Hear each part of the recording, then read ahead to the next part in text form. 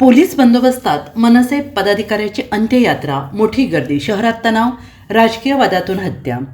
सोलापूर महापालिका निवडणुकीचा प्रचार सुरू होण्याआधी शहर हादरवणारी एक घटना घडली आहे. भाजपमधील 2 गटात झालेल्या अंतर्गत वादातून एकाची हत्या झाली. या रक्तरंजित घटनेमुळे संपूर्ण सोलापूरचं राजकीय वातावरण तापलंय. शहरातील प्रभाग क्रमांक 2 मध्ये झालेल्या हाणामारीचा शेवट थेट खुनात झाल्याने निवडणूक रणधुमाळीला हिंसक किनार मिळाली आहे. निवडणुकीत उमेदवारी अर्ज मागे घेण्यावरून झालेल्या सोलापुरातील राड्यानंतर राज्यभरातील निवडणूक प्रक्रियेला गालबोट लागला आहे.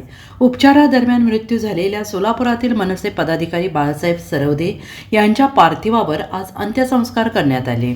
बाळासाहेब सरवदे हे मनसेचे पदाधिकारी होते, शिवाय युवक नेतृत्व होते, त्यामुळे त्यांच्या अंत्ययात्रेला मोठी गर्दी होती. आज त्यांची अंत्ययात्रा मोठ्या पोलीस सुरक्षेत निघाली होती. राजकीय वादातून मनसे पदाधिकारी बाळासाहेब सरवदे यांची काल हत्या झाली. आज अत्यंत शोकाकुल वातावरणात बाळासाहेब सरवदेंच्या सोलापुरातील जोशी गल्ली परिसरातून अंत्ययात्रेला सुरुवात झाली. हजारोंच्या संख्येनं नागरिक अंत्ययात्रेत सहभागी झाले.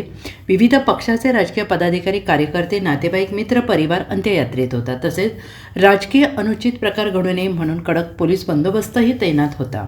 पोलिसांच्या कडेकोट बंदोबस्त संपूर्ण अंत्ययात्रेत तैनात करण्यात आला होता. तसेच अंत्ययात्रेसोबत पोलिसांची गाडी आणि पोलिसांची फौज सहभागी झाल्याचं दिसून आलं.